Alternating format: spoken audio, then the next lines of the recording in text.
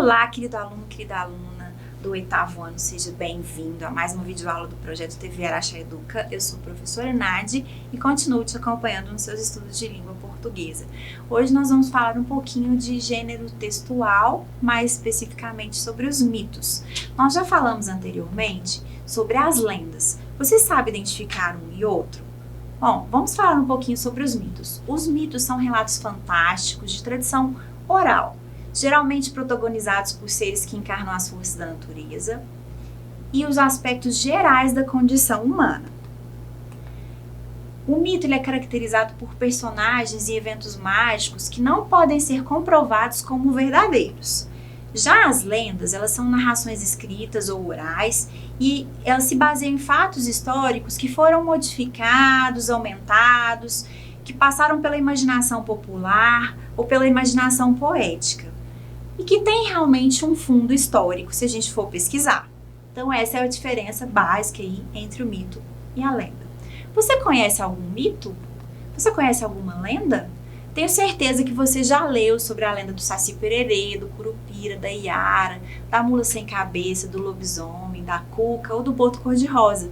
São lendas que fazem parte do folclore, da cultura brasileira. Bom, alguns mitos. E sobre os mitos? Você já leu algum? O que você sabe sobre mitologia? Nós vamos falar um pouquinho mais sobre isso. Você já leu sobre o mito de Narciso, de Aquiles, da Fênix, de Vênus ou da Caixa de Pandora? Bom, então vamos ler e analisar. Vamos buscar algumas características dos mitos nesses textos que nós vamos ler. Bom, primeiro, esses textos todos remetem à origem da humanidade. E o que você sabe sobre a origem da humanidade? De onde veio o homem? Você conhece alguma história sobre isso? De onde veio a mulher? Você conhece alguma história sobre isso? Vamos aprofundar um pouquinho mais nesses temas. Bom, o primeiro mito que eu trago para você se chama Tupã cria a mulher. Então vamos falar um pouquinho sobre a origem da mulher na visão de Tupã, da mitologia tupi-guarani. Primeiro o homem era sozinho neste mundo. Não havia mulher que lhe fizesse companhia, com quem pudesse conversar, ter filhos e compartilhar as alegrias e as tristezas da vida. Vendo que o homem sofria com isso, Tupã resolveu intervir. Um dia, arrancou a costela de um cachorro, embrulhou-a cuidadosamente numa folha de bananeira e em seguida cobriu de barro.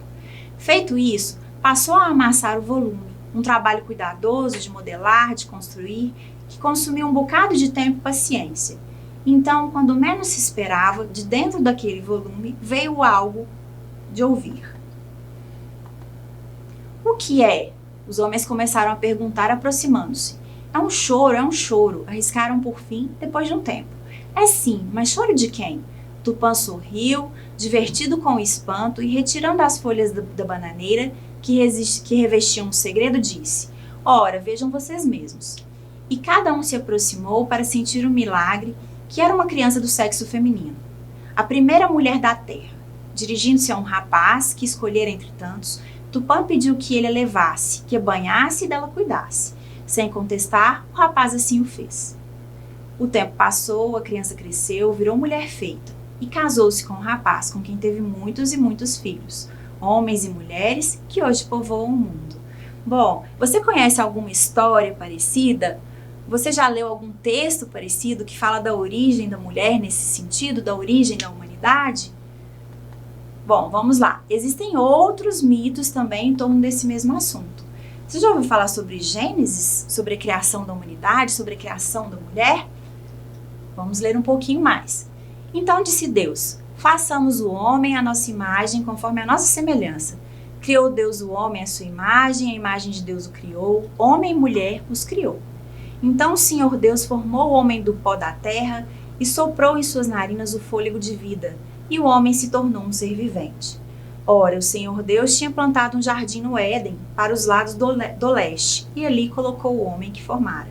O Senhor Deus colocou o homem no jardim do Éden para cuidar dele e cultivá-lo. Então o Senhor Deus declarou: não é bom que o homem esteja só. Farei para ele alguém que o auxilie e lhe corresponda. Depois que formou da terra todos os animais do campo e todas as aves do céu, o Senhor Deus os trouxe ao homem para ver como estes lhes chamaria. e o nome que o homem desse a cada ser vivo, esse seria o seu nome. Assim o homem deu nomes a todos os rebanhos domésticos, às aves do céu e a todos os animais selvagens. Todavia não se encontrou para o homem alguém que auxiliasse e lhe correspondesse. Então o Senhor Deus fez o homem cair em profundo sono, e enquanto este dormia, tirou-lhe uma das costelas, fechando o lugar com carne. Com a costela que havia tirado do homem, o Senhor Deus fez uma mulher e a trouxe a ele. Disse então o homem: esta sim é osso dos meus ossos e carne da minha carne. Ela será chamada mulher, porque do homem foi tirada. Por essa razão, o homem deixará pai e mãe e se unirá à sua mulher, e eles se tornarão uma só carne. O homem e a sua mulher viviam nus e não sentiam vergonha. Bom, você conhece esse trecho, uma parte da Bíblia, que fala da origem do homem, da origem da mulher, como Deus criou todo mundo.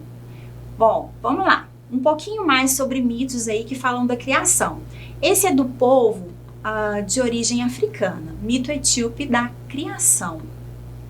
O Ak era o Deus criador que vivia nas nuvens. Ele manteve a abóboda do céu a certa distância da terra e cobriu-a com as estrelas. O Ak era um benfeitor e não punia. Quando a terra estava finalmente plana, ele pediu ao homem para fazer sua própria sepultura, e quando essa ficou pronta, o Ak fechou-a e enterrou-a debaixo da terra. Durante 7 anos choveu fogo e as montanhas se formaram. Finalmente o Ak desenterrou o caixão e o homem saltou de lá de dentro vivo. O homem ficou cansado de viver sozinho.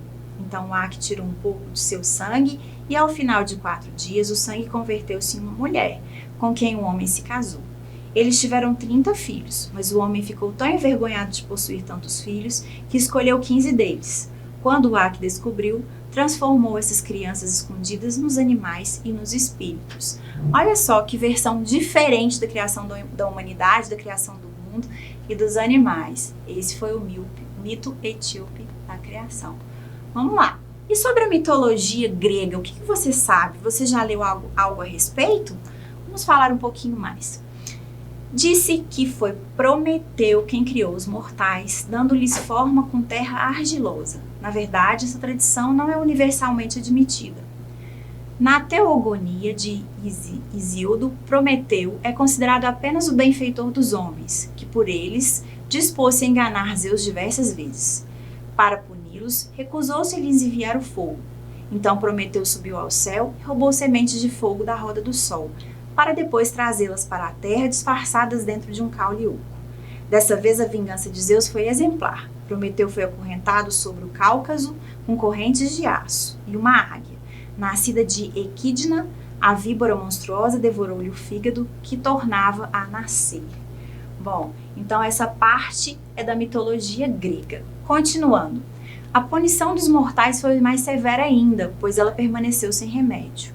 Zeus pediu a Hefesto e a deusa Atena que criassem um ser ainda desconhecido, que cada um dos seus deuses ornaria com uma qualidade.